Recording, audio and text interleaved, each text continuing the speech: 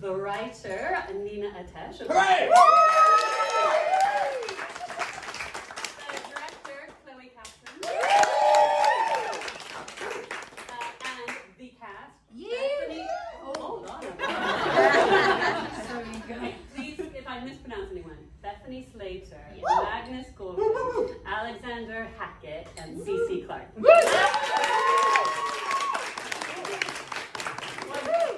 Now you heard all my preamble to them. More importantly, you guys on the stage with me. You know the play, the production, everything you've done much better than we do. So if we are missing something really interesting, just steer us in the right direction, okay? Certainly if I ask a dumb question, just ignore it. But let me start with my dumb questions with you, Chloe. Oh, sorry, not Chloe, Nina. Nina, I had to admit, I am kind of a scaredy cat and get really freaked out with horror. And when I realized it was a horror show, I did get a little bit scared, and you scared me, you creeped me out. So, but you are not new to horror. Horror is kind of in your bones. Tell me first about horror before we speak specifically about HORNE'S DESCENT. What's the attraction? Yeah, oh God, what's the attraction? I don't know, I find writing horror and horrific themes, especially psychological stuff, quite therapeutic and just interesting. And my horror is not really, when I say to people that I write horror, they immediately think like, oh, there's going to be gore and blood and, you know, loads of horrible stuff that you see in horror films. And my horror is a little bit different to that. I like psychological stuff, I like, you know, silences and the creepy stuff that's gone on in the background. So my first show was a show about 3 men that were stranded on a ship and all the water all over the world had disappeared, and the horrific event had already happened, and it was all about the aftermath of how the men were dealing with this horrible event of what had happened. And kind of the same with HORNE'S DESCENT as well, like everything horrible has already happened, the war has happened, this sort of past kind of trauma that they've been through together, their childhood has happened, and it's how they're dealing with it now. So that's the horror that really interests me, and the humanity behind horror I find very interesting. Not so much the monsters and the ghouls and the demons, but the human element of horror. Okay. For me. And so, what was apart from wanting to put another sort of horror menacing play on the stage, what was it in particular that gave you the idea to do this piece set in 1920 and after the horrors of the First World War?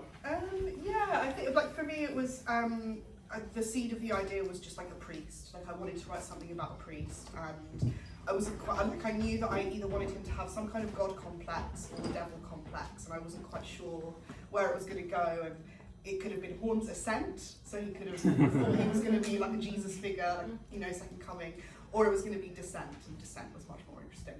So yeah, it was. I didn't really know when I first kind of had the idea where I was going to go with it, where I was going to set it. In like the very, very early stages, I don't even think you know this, but like I was going to set it in like an apocalyptic kind of setting, and like the priest was one of the only kind of living people left on Earth, and there was always going to be this kind of god and devil thing play with him, and Albert was quite a last addition into the isn't he great? Like, yeah, I love his character so much, and I adored writing him. But yeah, I knew that I wanted to write something about a priest and something about this kind of moral conflict that he had, and I've always been really fascinated by the First World War, that kind of shift in sort of society in England and class, and you know, class interests me as well, and it's a theme that always kind of comes through in my writing. So it just kind of made sense that I would have this priest that had come out of the First World War, and he'd have this friend, and he'd have this background that was more common, and you know, it just made for good power dynamics in the writing. Very good, very good. Chloe, when did you get involved, and how did you develop the piece with Nina? So Nina and I worked together on The Drought. I was initially as a stage manager, and then as an associate director when we moved into this venue, so I know it quite well. And when we finished that run, Nina said, look, I'd really like to work with you, and I have 2 ideas in my head. And she told them to me, and I said, okay, we'll write the one that you really want to sort of, you know, discover the world of. And she did, and we did a reading of it. at the end Nina said, absolutely not, this is dreadful, I hate my idea. I said, okay, we'll go with the other one then. And that was HORNE'S DESCENT. So I've been involved from the beginning, really, from that sort of early conversation. I've seen all the drafts. I think this is maybe 5 or 6, maybe. So yeah, about 5. So yeah, just before we actually started, I went to a very dear friend of mine who I work with quite a lot, and I said, look, I need to get to the bones of this piece now because a lot of the versions are still in my head. So I sort of had a director dramaturg session just to kind of really get to know the piece. So yeah, I've been involved from the very beginning, really. And we were discussing before the show today that you're kind of like me in that horror is not your thing. You get a little bit of a scaredy cat. But comedy is. And that what you discovered working with Nina is that the mechanics of the two are quite similar, which surprised me. What do you mean by that? Well, I think there's the setup and the punchline with horror as well as I'm gonna call up my boyfriend who's here, who's a horror filmmaker, and when we first started dating, I'd always, we'd always put on like horror films, and I hated them initially, absolutely hated them, but I watched them because I really liked this guy, and so I think he enjoys watching them with me because I get very scared. I make a cling to him. Yeah, well, I make a lot of noise. I just get like, I can feel it. Like it really, really terrifies me. So I think I'm like quite a good audience member for horror. But I think with comedy, it's set up very, very similarly. And once I learnt a bit more about the mechanics of horror, it didn't scare me as much because I could sort of see the monsters in the eye and I could shine light on them. And I realized, okay, so this is how it sets up, and this is what we're kind of revealing, and it has a lot of the same mechanics. And once I understood the rules, I was a lot more comfortable in the genre. But I grew up, very kind of Anglican school. We did hymn singing, we did religious education. So when I initially got the script, I was very uncomfortable with the content. I really was. It felt like quite. It made me feel very uncomfortable. And I think some cast members as well had a bit of a, difficulty grasping these massive ideas and trying to not make them affect their lives too much. But it was a great privilege to kind of get to know. I was going to bring the cast in and ask kind of more generic questions to start about their characters and stuff. But let's go for the big stuff. Religion. Who amongst you would consider yourself religious? Anybody any regular churchgoers amongst you? Well, I grew up in the Church of England, and then I was I was a boat boy growing up. So every Sunday, you give the incense and in the furable and smoke the altar and everything. And I studied religion at university. But I guess I'm an agnostic. I mean, my mum's Christian, high Anglican Christian. My dad's an atheist. My brother's an atheist, my sister's a Christian, so I'm an agnostic to balance it out. But yeah, we're always searching. Yeah. And you've said in several interviews, you said you're an atheist. Yeah, but I like a bit like Magnus. I grew up in the church where Mum sort of became like a born again evangelical when I was young. But my dad put you off. Yeah, and we went to church, and I remember reading the Bible, and I believed in something until about the age of 20, and then suddenly sort of discovered other ways of belief. So how did these big discussions come about in rehearsals? Chloe's mentioned that some of you felt uncomfortable. Did you talk about it in rehearsal, your beliefs? Cici, you're looking at me. Yeah.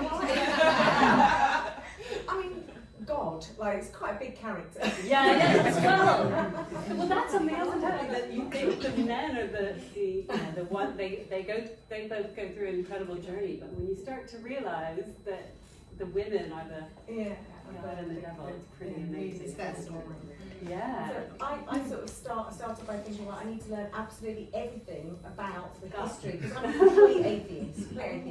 I've sort of briefly got by the Jesus bus as a teenager in my local town. And sort of secretly ended up kind of being dragged to church for a few weekends until I escaped them. But so I'm a bit atheist. And then playing God. So I thought, okay, well I need to go and basically find out what everyone's opinion on God is and Australia. And I was kind of messaging guys going, oh my God, I've just discovered this word. It means how you can kind of decide free will either way, you know, with or without God, because through this philosophy, and then it was just ridiculous, like, okay, I can't learn the entire story of all the Old Testament and everything, and all versions, right? And so then it was, okay, well, we'll just, I mean, that's interesting in itself, so, you know, God became this kind of quite schizophrenic thing for me, you know, she's constantly kind of, or, you know, like, angry, and... Old Testament and New Testament. Yeah. And then Just like God's going through the menopause. The chest, well, I'm definitely going to keep that. Yeah, but then it was just like a week, you know, talked about as well, like just actually going back to just being like men and women and living in the moment of the scene and stuff instead, and relating to the other characters as well. It's all about control and what every character wants, really. It's who's winning at each point. Everyone has an intention of what they want, and how are you going to do that, and is it going to be successful, or are you going to be stopped by things that get in your way? And, you know, so it's a power play from the off. It's all about power. Yes, it is. That's right. That's very apt. It's the shifting dynamics between the four of you in so many different configurations. But Alexander, for Alex or Alexander? Added on. So Alex, so talk us through a little bit about playing a priest, and a priest that is falling pretty dramatically in front of our eyes, crumbling into something. That's an incredible journey. No, it was when we were going through. We spent like a week just going through the script, and just like joy working with Nina and Chloe is the prep work was so vast and so in depth, and we had so much time doing it, and also had the benefit of we're having the writer in the room. And Chloe basically grilled Nina to give her all these answers to all these questions about all these characters. So like we sat down, and then Nina would be like, right, Peter's this happened to Peter, then this happened to Peter, then this happened to Peter. I'm like, this guy just has nothing good. There's nothing good about this man. And I was just like, Nina, help me out, give me something. Right? I need to, because I need to like my characters for me to. So like, but eventually I got on board with him, and like, not eventually, pretty early on, to be honest. So what do you like about it? So the way I see it is that he is very much a victim of circumstance, like things that happened in his past that Nina told us, not necessarily his fault, which created him into this guy. And him becoming a priest for me was him trying to do good and trying to fight against every sort of bad urge in his body. So I think he ultimately wants to do good. And that's what I cling to. I'm like, he wants that, he really wants to do that, but he just isn't that. That's why I'm like, no, he's not that, but he fucking is. Okay, and let's hear from Satan. Very, very good sentence going on there, Bethany. So yeah, what do you feel? Again, like reading a script and thinking, oh, I have an opportunity to play God, or Satan. What are you thinking when you're reading that? I mean, I loved it because playing a kind of dark, evil character is really fun in itself, but then adding that layer of being Mary as well, being this kind of human version of, was, extra special. And getting to play the match that we had going on the whole time, and kind of doing this underlying like control game and everything, and like they were like puppets, and we had a lot of kind of like physical exploration where we were kind of moving them, and I felt very much like a puppet master, and it's really good fun playing someone like that. And I think it's interesting, a lot of the things that she comes up with and tests Peter on, and kind of constantly throughout Etta and Mary are testing him, because we don't want him just to, I could tempt him into evil from the get-go, but it's like, you need to make that decision for your own, and I think it's just really fun to see the demise, and I just feel very prowly in this And cool, very nice dresses too. I'm wondering from the audience, when did you guys start to sense that these are not just women at a party, that something else is going on? No freaking clue. Right at the end, when that soul transaction happened, that's where like, oh, okay. And then it all makes sense. It's all along the way.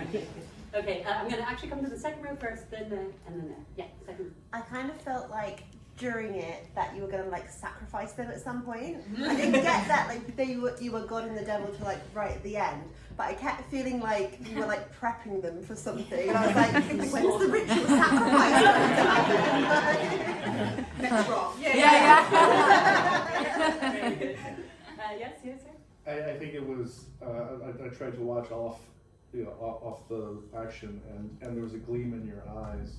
And enjoying the violence too much.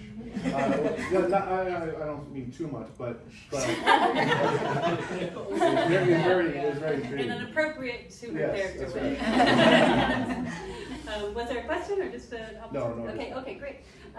Was in the back row? I mean, I was just itching my ear, but. Oh, okay. I did have like a ritual sacrifice, or like there was a bit of like something's going to get summoned. It's all going to go like dark and tits. So about half an hour in, there was like clearly there was a goodie and a baddie and some like. There's no question there. Does anybody have a question? Any question at all? No. People. I can't see the question. Jazz, where? Did you have a question?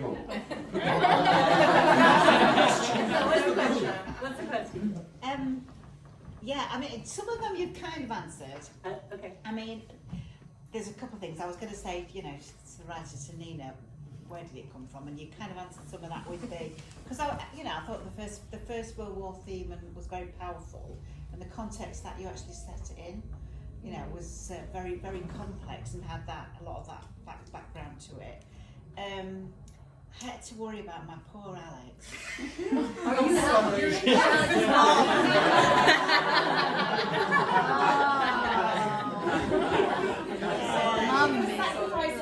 Mum, is it difficult to watch your son fall prey to the devil?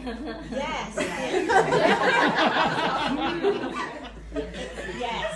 Very, especially weeks before his wedding. Yes. What's his fiance? How did you feel about that? Oh, I'm an actor as well, so I thought that. but these are all our clients here, so I kept seeing a few of my clients like look over and Oh, wonderful. But actually, serious point. Did you, Bethany? Did you know that his fiance was in the audience? Oh yeah. This is the best boyfriend a couple of nights ago as well. So what is that like? Intimacy, especially in such a small space. It feel nervous about it, and then knowing as well that your other half is the other half. I was a little bit alarmed that my boyfriend might just yell out at one point. I didn't want him not to, but I was scared that he might. He did yell out when Peter killed Albert. Yeah, we were sat in front of him, and Peter started strangling him, and he just went, "Oh shit!" The timing could have been better because we heard the football result as soon as Albie died. Was Come on! Lord, I'm not that bad.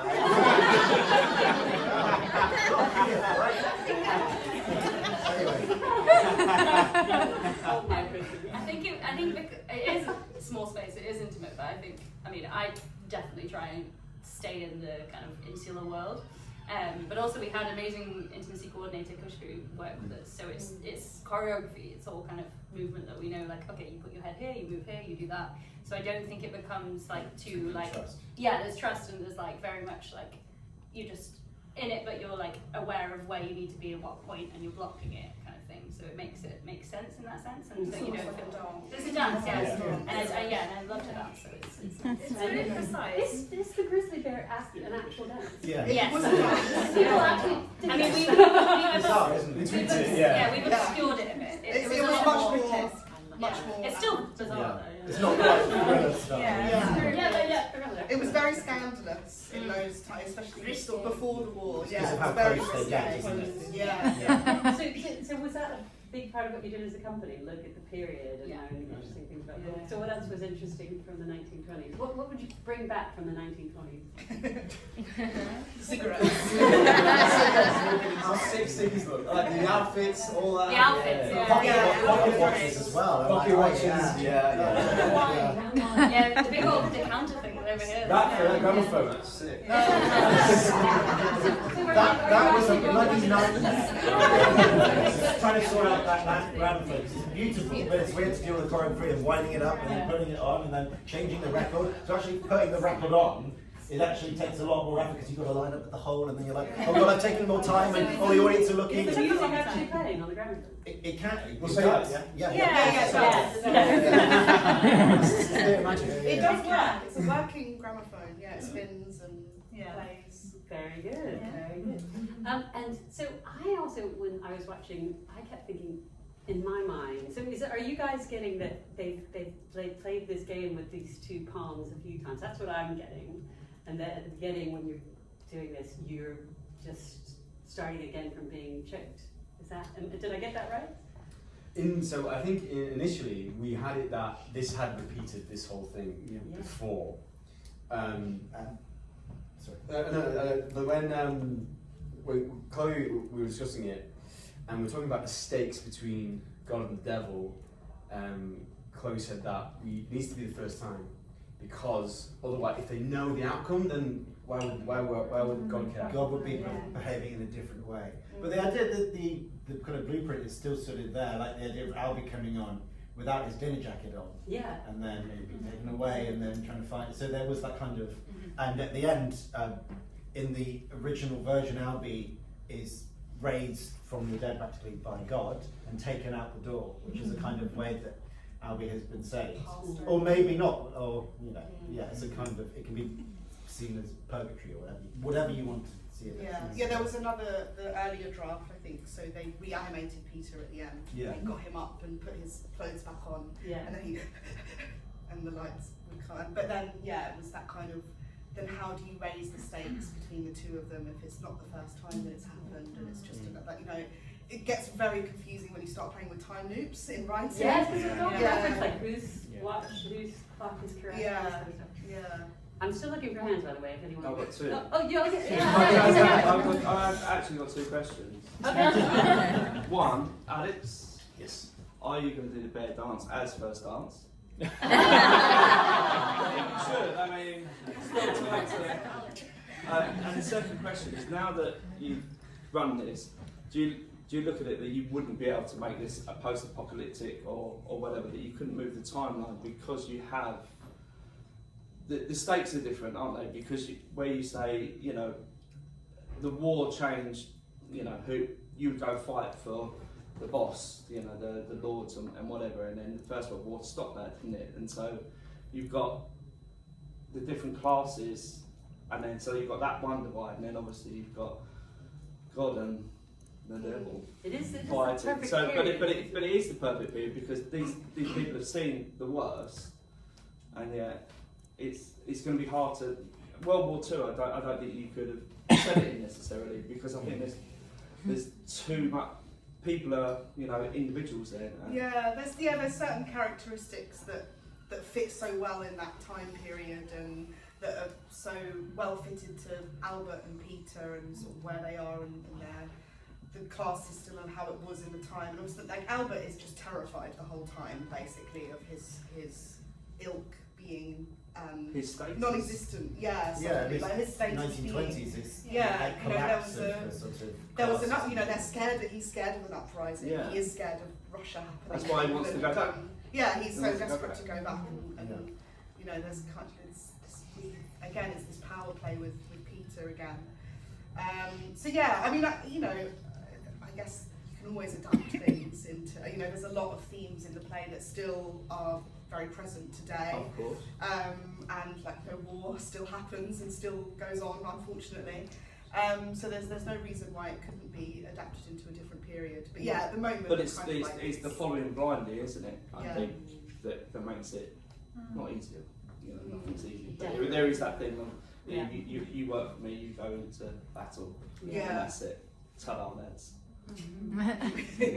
Actors, how is it? Have you worked on many new plays before HORNE'S DESCENT, and what is it that you enjoy about working on something new as opposed to an established piece? I've done one before, like 3 years ago, one called Sync. It's good because we had the writer in there as well. And it just helps, you felt you know the character more because you're getting it from the horse's mouth, you're getting it from like number one.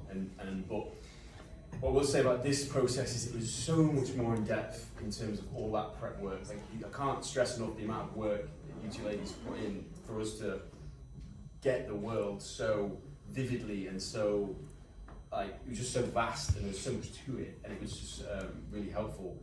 I've never had that before. I think having the writer around is super helpful, just in terms of understanding. Like, because I feel like I got Peter most of all. I understood who he was and what he was, but just those little nuances, those little tiny things that just help build the character. Absolutely. I mean, in terms of new writing, there's a lot of new writing that is when you look at applications as an actor and what's new, and you look at the script and you go, hang on a second, I don't believe someone would actually say that. And they're like, oh, it's raining outside, I should go and get my coat and put it on. Hopefully I won't get wet. And all, you know, sort of real kind of not organic dialogue. So reading, genuinely, when I was reading it, I was like, I believe this is something someone would say, which is testament to your ability as a writer and to your ability to build the world. And it's intriguing, and you know, I read from page to page and I couldn't stop reading actually, which is you're lucky because you don't always get good new writing. No, but so did you want to add something, Bethany? Cici, did you want to? No. So what happened now? We were speaking before that you know, this is a short run here at Ordained, here until the 13th. What do you want to do with it next? And do you see that this is the set version? Musical. Bear dances. Yeah. No, I said to you earlier, like everyone's done such an incredible job on the show. I've worked, like, the director has been so incredible and supportive. The crew have been incredible. The set design and everything was so great. The cast is so wonderful. People need to be told that this was all painted. This is not. Yes. This was all painted. All designed. Our set designer isn't here tonight, but yeah, she designed this floor and everything. And this, So what do you think is she's Miranda Cattin, the designer? Yes. And what is she saying with this floor? Do you think? it was It's like a game. It's like their palm. It's a bit chessy. Yeah. It's a bit chessy. Art Deco. So when I first had conversations with Miranda, we discussed the set and the time period at length, and had a very, very strong feeling from the beginning that even though it was set in 1920, it didn't need to be Downton. It had to be something more immediate, something more modern, something that felt bit like now, and yeah, I sort of gave her some prompts. I gave her sort of general feelings, general kind of mood boards, and yeah, she came up with this incredible set. So part of the concept is that it must feel like a fever dream. So everything is like a bit off. The floor is a big sort of set piece. So again, it's kind of like the spiral of the fall of man descending. It's also like a clock, like a chess piece. It's a game between the two. She was very much inspired by David Lynch as well, and definitely wanted something that had a high sort of impact as well. And it's been through several iterations as well. Like we have the model box backstage, and it's beautiful. It really, really is beautiful. Who gets to keep that? Hopefully her. Yeah. Portfolio. But yeah, she's done an amazing job. Really, really amazing job. But yeah. And sorry, I interrupted your answer to what happened. No, that was everyone's worked so hard on the show. It would be a shame for it not to continue. We would have liked to have done longer at the Old Red Lion, but unfortunately they had something booked in the middle of April. So who knows? We might come back here. But it would be great to move on to sort of maybe a bigger stage. And something I was saying to Chloe when I think we finished like our tech or our dress or something, I was like, I'm actually really excited about doing more on the script. So if I had to make it longer or expand it a little bit, I would love to delve back into the characters and go back into it. And that's a weird thing for me, because usually when I stage something, I'm like, I'm done with it now, I want to move on. But with this, I love the characters so much, and it'd be really lovely to go back into it and do some more with it. So I would definitely like it to have a life after this, for sure. It feels like a first iteration. Sorry, it feels like a first iteration almost. You know, Yeah. We didn't do any R&D or anything. Yeah, this is the first time. It's an hour and We're 5 the minutes. R&D. You're the R&D. So it's really, really short. So I think there are definitely like story point moments that could be developed as well into like a two-act structure. Yeah, I think it's only like the beginning. Hope it is. When you do go to the West End, they will almost certainly insist that you have an interval so they get their bar taken. Now, I like to end with a question that everybody has to answer, but I also want to know if I've not missed somebody in the audience. So hold on, I'll come to you in a moment, but I'm going to let them also think about the final question. Okay. So the final question, I was trying to think, like, these can just be one word or quick reactions, but I have two options that you can choose. It seems to me that poor old Albie's dad gave him some of the worst advice that I've ever heard. That to never fall in love in life. That's so sad. So I'm wondering if you want to share like the worst advice you've ever given. Or coming to the big question of the play, which is, do you think, all of you on the stage, can we change our true nature of the course of our lives? Do we have free will? Do we have agency? So I'll let you think about that. Thank you. Maybe you have a similar question. I have a compliment and a question. I really like on the directing. I really liked how it's a small stage and how you were able to highlight what was happening and make other parts very quiet, even while people were on stage. I thought it was very clever. And then one thing I really didn't understand as far as the writing was that like you weren't supposed to marry Mary. Like that was, and I didn't, like the father wouldn't approve. And at first I thought, well, is that a class thing? But then it really wasn't, because you two were related. So that part I didn't, unless I misunderstood it. It's the idea that he shouldn't do it. He shouldn't marry outside of his class bracket, but he's going to do it anyway because he hates his father so much. I thought y'all were in the same. Because you're... Then the idea is that they're kind of, it's worldly, bohemian style, a little bit more. So he's like proper I'm aristocratic proper, from like the idea of blue blood, the idea is that I landed gentry that's been Is he around. only for- just you're American also? I am, but I thought she was, because it was a big house. I'm just forgiving you because I've been here 30 years, I'm American. It's still a mystery to me.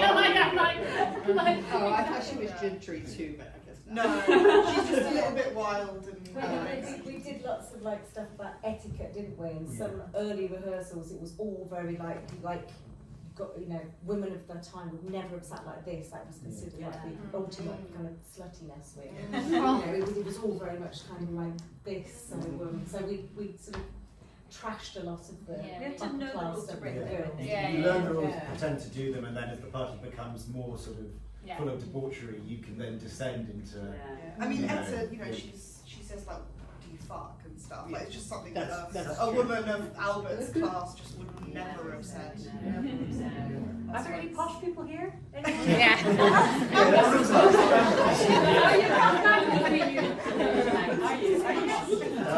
Well, you've said it, so.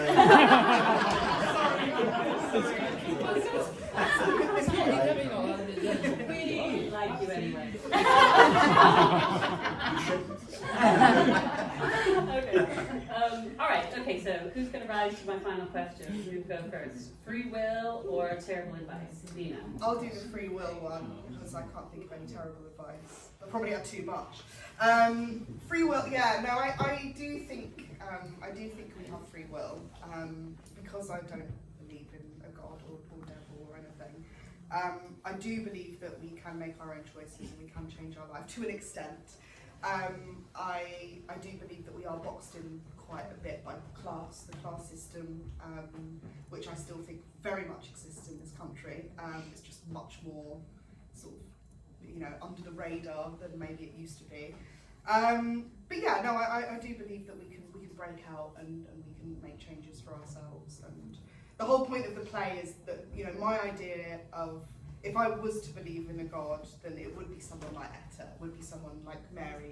You know, they'd be friends. They find humanity quite farcical and funny. They find religion funny. They find religion just so silly and crazy and, you know, like, what is this? You know, we're gods, we're, you know, bigger than the universe kind of thing. So I did love that aspect, like when she was, like religion. I'm God, you guys have made up religion. There's all the little different versions of it. It's all made up by humans, you know, and gods are different, they exist in the cosmos and stuff. That's kind of my, so yeah, no, I do believe we have free will. I do believe we can make change. Good, that's encouraging. Similarly, can't think of any bad advice. But yeah, I'd have to say free will, definitely. I do agree with Nina to a certain extent that certain things are paved out for us, you know, whether it's in our DNA or our upbringing or the choices that are made for us or that we make ourselves. But I think I have to believe in free will, for sure. We have to be able to change our stars, I think. I'm hoping Bethany's got some bad advice for Yes. you. Someone once told me to not go into the arts. Yeah. And I thought, well, here I am. But yeah, I just, at the time, obviously, hopefully it wasn't a dig at what I was doing, but it was just like, yeah, don't go into that, don't chase your dreams kind of thing. And I was like, well, I disagree. Was it the Conservative government, maybe? It was my dad. It was my dad. He's changed his tune, he's fine. He's fine. Good. I hope has he come to see the show? He's coming next week. Yay! Yeah. I mean, echoing what you said, I'd say, like, it's the question, like, shouldn't you go and get a proper job? Yeah. Proper job. But yeah, no, so just if you have a calling to it, just do it. Because you've only got one chance, I believe. So you've got to do it. And if you fail, just at least you can tell yourself, at least you tried to make it. So you don't want to be down the line 70 years old or being on your deathbed and thinking, if I'd only given it a shot. So you just got to do it. You just got to do it. Wonderful. Alex? I'm going to go with the free will one.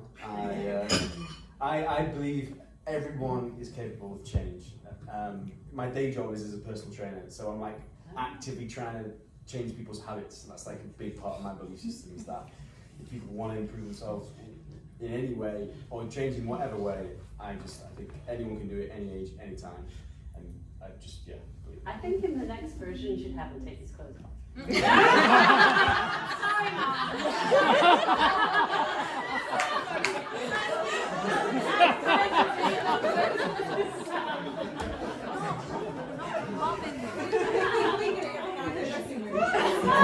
It's not enough to have murder, you need to be naked as well. Someone, he said to me, not enough nudity. Cici, wind it up for us.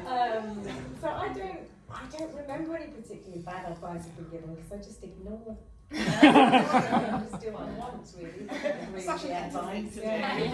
Which then I thought actually probably means that I do really believe in free will and kind of doing that. Well, that's how I'm going to draw it together, because it seems the conclusion of this panel is you have free will to ignore bad advice, which I think is a good thing to do. But now, audience, you now have free will, and I think that you should use it to become ambassadors for this production of HORNE'S DESCENT and spread the word. Will you do that for us? So it's here until the 13th of April. Grab some flyers, get on your social media of choice, spread the word, come again.